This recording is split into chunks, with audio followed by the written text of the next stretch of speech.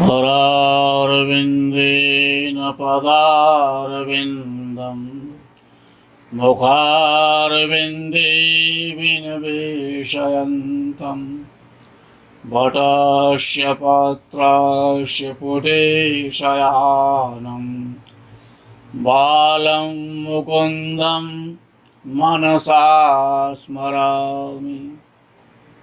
राधा कृष्ण के चरणारविंदों में सतकोटि नमन बंदन करते हुए मित्रों को, जिज्ञासुओं को, धर्म प्रेमियों को, ज्योतिष विज्ञान प्रेमियों को हर हर महादेव बम बम भोले नमः शिवाय। मित्रों, इस जगत में, संसार में प्राय एक पीड़ा देखी जाती है जो को बड़ी असहनीय होती है, जिसका नाम, जिसे कहते हैं शादी होने के बाद तलाक होना। ये बड़ी गंभीर समस्या है और अब तो ये कुछ ज्यादा बढ़ती जा रही है धीरे धीरे। अच्छा, कभी कभी ऐसा भी होता है कि कोर्ट के माध्यम से तलाक हो जाता है, और कभी कभी ऐसा भी होता है कि तलाक नहीं भी होता है तो पत्नी अलग रहती है और पति अलग रहता है, एक दूसरे से संबंध विच्छेद हो जाते तो वो भी एक प्रकार का तलाक जैसा ही होता है। अच्छा, तलाक नहीं भी होता है कभी, और अलग अलग भी नहीं रहते हैं, एक ही छत के नीचे रहते हैं, लेकिन हर सप्ताह इतना ऊंचा झगड़ा होता है कि आपस में और पति पत्नी की बातचीत भी, वार्तालाप भी बंद रहता है कई कई दिन तक। यानी आपस में गृह कलेश रहना। पत्नी पति की बात नहीं मानता है, पत्नी पति की नहीं मानती है, हर समय कोई न कोई क्लेश होते रहना या पति पत्नी का अलग हो जाना।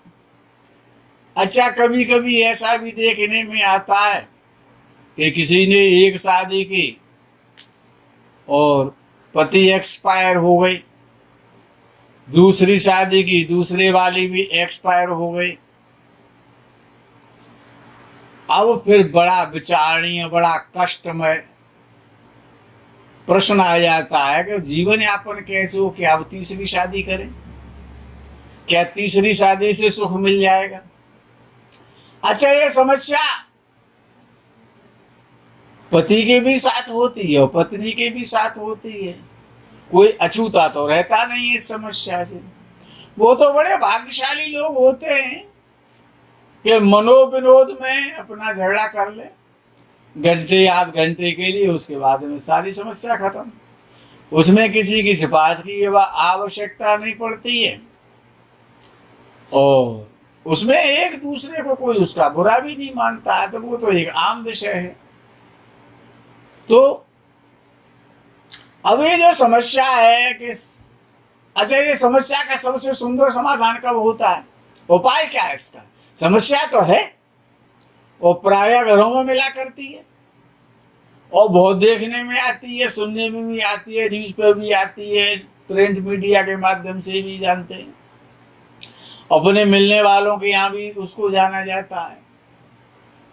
ये बड़ी गहन और बड़ी गंभीर और बड़ी दुखद और बड़ी क्लेशपूर्ण समस्या है कि जीवन नरक हो जाता है कि जिस विवाह को, जिस दाम्पत्य जीवन को बढ़ाने के लिए, वंश वृद्धि के लिए, जीवन के सुख भोगने के लिए और हम विवाह करते हैं, विवाह के बाद ये समस्याएं होती हैं। अच्छा, ऐसा क्यों होता है? उसका उपाय क्या है? तो सबसे पहला जो उपाय है वो ये है कि जब कुंडली मिलान होता है, अब जब कुंडली मिलान होता है तो उसमें किसी के 22 गुण मिल रहे हैं, किसी के 26 मिल रहे हैं, किसी के 28 मिल रहे हैं, किसी के 25 मिल रहे हैं, किसी के 32 मिल रहे हैं। अच्छा, हमने तो ये भी देखा कि 36 पूरे 36 के 36 गुण मिल गए, लेकिन फिर भी तलाक हो गया है, ऐसा भी देखने में आता है। तो इसका जो सबसे फर्स्ट एंड जो लास्ट उपाय है, इसका जो समाधान है वो यही है। हालांकि ऐसा हर एक के साथ नहीं होता, लेकिन प्रायः होता है। ऐसा नहीं है कि कोई घटना 100% होती है, लेकिन 35, 40, 25, 30% तो होती ही है ना। समस्याएं तो बनती हैं, और जिसमें के 15-20% तो 18% तो बड़ी भयंकर स्थिति पैदा कर देती हैं। उसमें तो जो है जेल वेल जाते हैं, दुनिया का नाटक होता है, दहेज का मुकदमा लगाया जाता है, ये होता है वो होता है। तो जीवन नरक बनाने के लिए विवाह तो नहीं किया जाता है। अच्छा, गुण भी मिले तो पंडित जी ने कहा था कि 25 गुण मिल रहे हैं, और बाद में भी कुंडली चेक की जा रही है तो 25 गुण मिल रहे हैं। फिर इस गुण मिलान का लाभ क्या मिला था? इस गुण मिलान का, ये जो आप पंडित जी के पास जाते हैं, ज्योतिष जी के पास जाते हैं, इसका लाभ क्या है? अतः कोई लाभ नहीं मिला। या तो ज्योतिष शास्त्र गलत है कि जो को गुण आज तक मिलते आए, लेकिन फिर भी 15-20% जो समस्या है वो तो सुरसा की तरह मुंह फैला लेती है, और जीवन नरक हो जाता है, दोनों परिवार बर्बाद हो जाते हैं, समाज स्तर पर बदनामी होती है, तन मन धन सबको कष्ट मिलता है। तो ये जो समस्या है, ये इतनी गंभीर और कठिन समस्या है। अच्छा, आज के इस और शिक्षित समाज में, अब तो प्रायः हर व्यक्ति और हर वर्ग में शिक्षित है, लेकिन फिर भी ये समस्या पैदा हो रही है। और वो हर व्यक्ति, अब क्योंकि अब तो डॉक्टर साहब के यहाँ से सर्टिफिकेट भी मिलता है, प्रायः जो है डिलीवरियां बहुत वर्षों से और जो है हॉस्पिटल में होती हैं, तो सबके पास डेट ऑफ बर्थ होती है। और प्रायः लोग ज्योतिष को मानने भी लगे हैं, जो पहले नहीं माना करते थे, क्योंकि ज्योतिष तो सत्य है ना, और सत्य को तो एक न एक दिन मानना ही पड़ेगा। अच्छा, ये फिर ये पंडित जी के द्वारा, ज्योतिषी जी के द्वारा इस कंप्यूटर के माध्यम से या पंचांग के माध्यम से इस गुण मिलाने का लाभ क्या है? यानी ज्योतिष शास्त्र तो गलत है नहीं, या तो पंडित जी गलत हैं, या फिर ज्योतिष शास्त्र गलत है, ये भी तो कहा जा सकता है ना।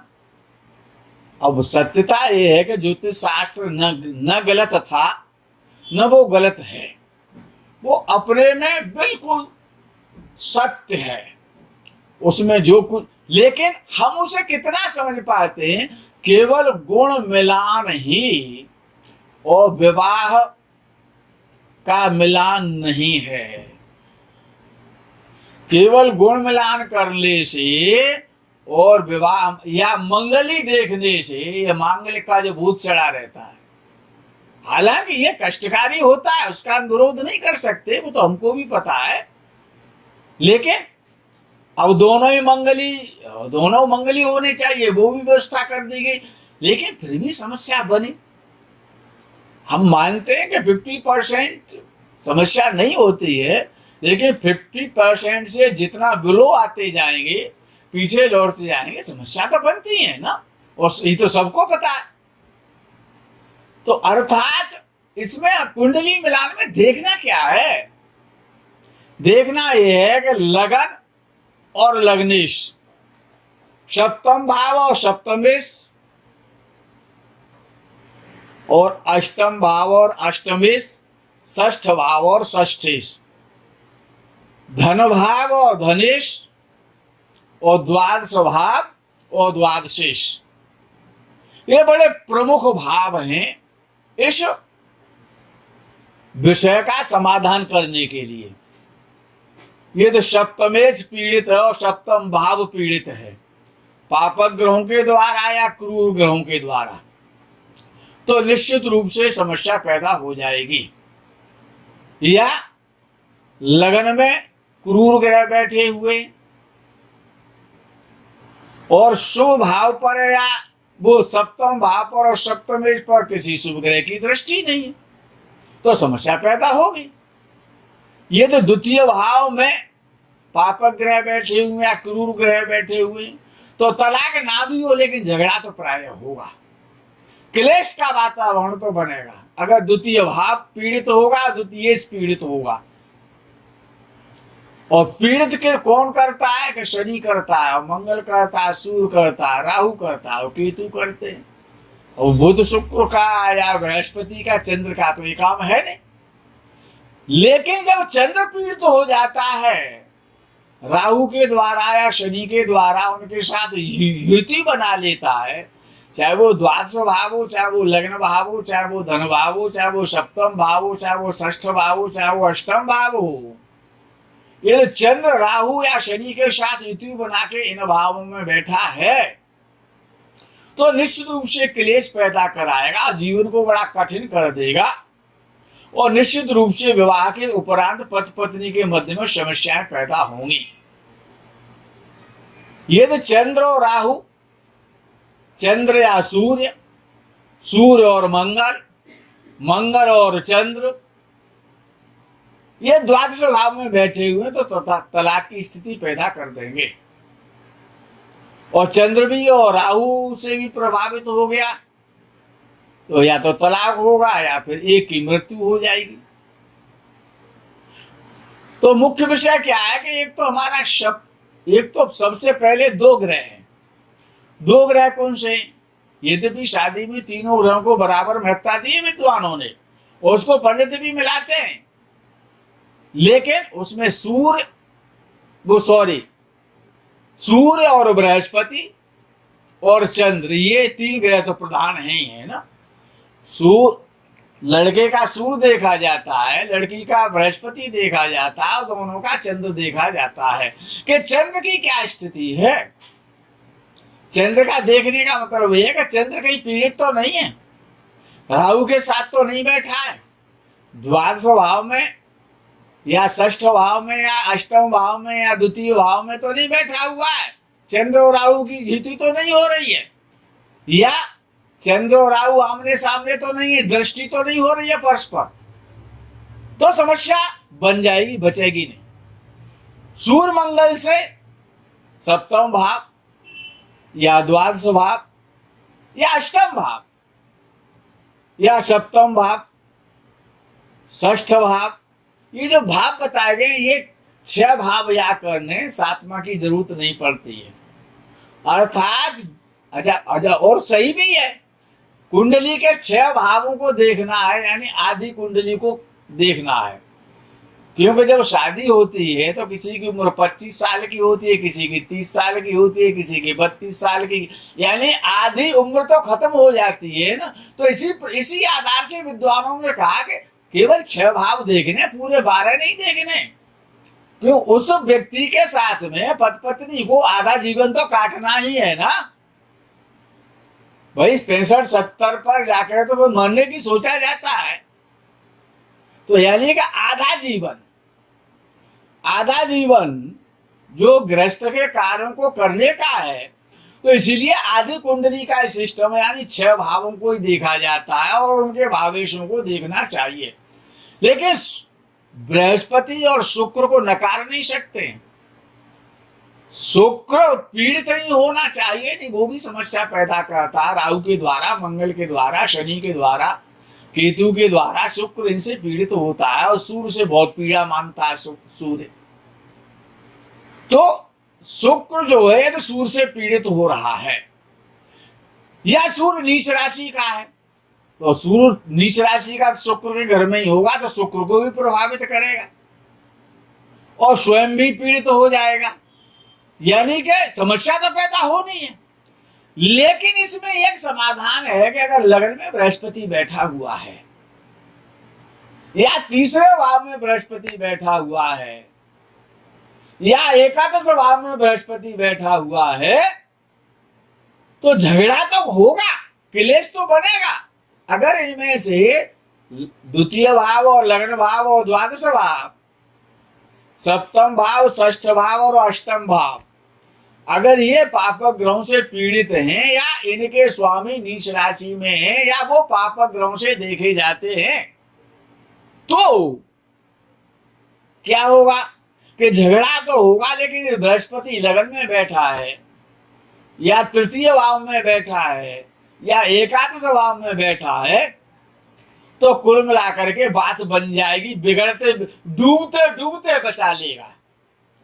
बृहस्पति में ये गुण तो है कि अगर बृहस्पति लगन में बैठा है तो सप्तम भाव को देखेगा, एकादश भाव में बैठा है लगन से तो सप्तम भाव को देखेगा, और अगर तृतीय भाव में बैठा है तब भी सप्तम भाव को देखेगा ही देखेगा। तो ऐसी जो स्थिति है उसमें डूबते डूबते बृहस्पति बचा ले जाएगा, ऐसा विद्वानों का मत है। तो इसमें सूर्य और मंगल और चंद्र, सूर्य मंगल और चंद्र, राहु शनि बड़ी सहायता करते हैं। अगर राहु द्वादश भाव में बैठ जाए या द्वितीय भाव में बैठ जाए या लग्न भाव में बैठ जाए और पापक ग्रह उसका साथ और दे दे और चंद्र भी पीड़ित हो जाए तो समस्या बहुत ज्यादा जटिल हो जाती है, जीवन बड़ा कठिन हो जाता है, अंगारों पर चलने जैसा हो जाता है। और जिसकी कुंडली में भी, अगर पति की कुंडली में तो पत्नी से संबंधित कष्ट मिलेगा, और पत्नी की में है तो पतियों से मिलेगा, उसे तो पति के द्वारा कष्ट मिलेगा। अच्छा, बृहस्पति उच्च राशि का है और सप्तम भाव पर दृष्टि है तो समस्याओं का समाधान होता रहेगा।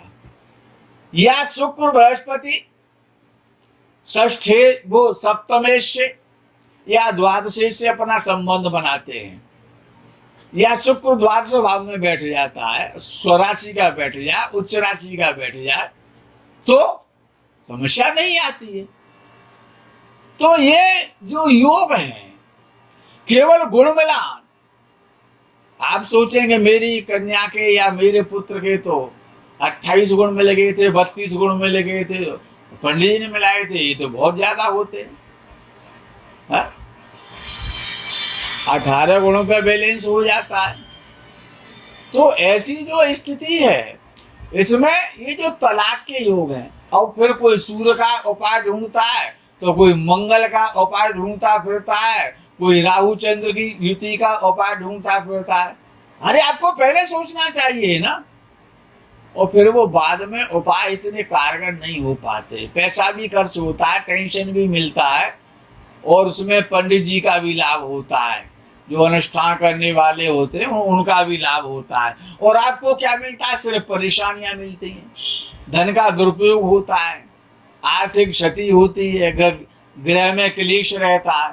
तो इन सारी समस्याओं से बचने के लिए बृहस्पति और शुक्र का शुभ स्थिति में होना, शुक्र और बृहस्पति पीड़ित ना हो, चंद्र पीड़ित ना हो, और वो भी लगन में या जो है धन भाव में या द्वादश भाव में पीड़ित ना हो। और विशेष रूप से राहु से चंद्र बहुत डरता है। राहु से चंद्र ऐसे डरता है जैसे खरगोश का बच्चा और शेर के सामने खड़ा कर दिया जाए, है? या बकरी के बच्चे को या बकरी के मेमना को और शेर के सामने खूंटी गाड़ करके बांध दिया जाए तो वो तो फिर शेर ना मारेगा, वो तो तब भी मर जाएगा। तो अच्छा, इसमें अब ये जो कुंडली मिलान में तो प्राय देखा है, नाड़ी दोष तो नहीं है, कहीं भुकुट दोष तो नहीं आ रहा है, गण दोष तो नहीं है, योनि दोष तो नहीं है। ये दोष भी ऐसा नहीं है, अपनी महत्ता रखते हैं, लेकिन ये फेल हो जाते हैं, ये प्राय फेल होते देखे गए हैं। तो आपकी कुंडली में तलाक योग है कि नहीं, आपकी कुंडली में आपकी पत्नी से या कन्या की कुंडली में उसके पति से कैसी स्थिति रहेगी, तो इसमें ये सारी बातों का, इन ग्रहों का विचार कर, यानी कि नक्षत्र के एक चरण से और गुण मिलान किया जाता है। उसमें भी पूरा नक्षत्र इन्वॉल्व नहीं होता, और वो केवल एक नक्षत्र के एक पार्ट के, जबकि उसमें अक्षर कितने, एक राशि में 9 अक्षर होते हैं और 2.25 नक्षत्र होते हैं, और आपने एक एक पार्ट देख करके, और गुण मिलान तो एक ही एक पार्ट से होता है, नक्षत्र का 4 पार्ट में से भी एक पार्ट, और आप प्रसन्न हो गए और पंडित जी को दक्षिणा मिल गई। देखिए, समस्या तो मित्रों आप लोगों की है, हमारी आप सबकी एक ही समस्या है, तो समस्या पैदा न हो तो इसके लिए कुंडली मिलान ग्रहों के आधार पर करना चाहिए, जिससे कि पति पत्नी का वियोग ना हो, असमय मृत्यु ना हो, रोगी ना रहे। ये सारी चीजें विचारणीय हैं। तो मित्रों, ये ज्ञान के जो मोती हैं आपको इसी प्रकार से मिलते रहेंगे। आगे के प्रकरण का आप इंतजार करें। तब तक के लिए हर हर महादेव, बम बम भोले, नमः शिवाय, जय गो माता दी।